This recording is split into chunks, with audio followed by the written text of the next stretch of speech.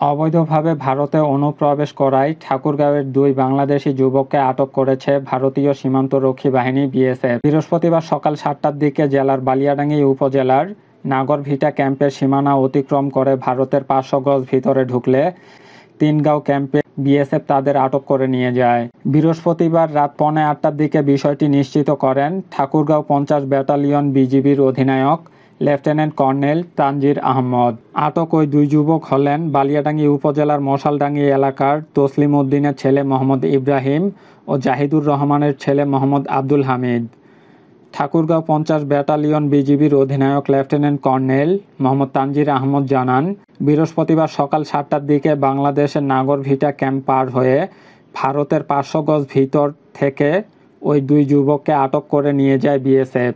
আটক ওই 2 যুবক চোরা কারবারিদের লিস্টেড সদস্য বলেও জানান তিনি। তবে তারা কী কারণে ভারতে অনুপ্রবেশ করেছে তা এখনও জানা যায়নি। তাদের ফেরত আনার জন্য তিনগাঁও ক্যাম্পের বিএসএফের সাথে যোগাযোগ করা হচ্ছে বলেও জানান তিনি।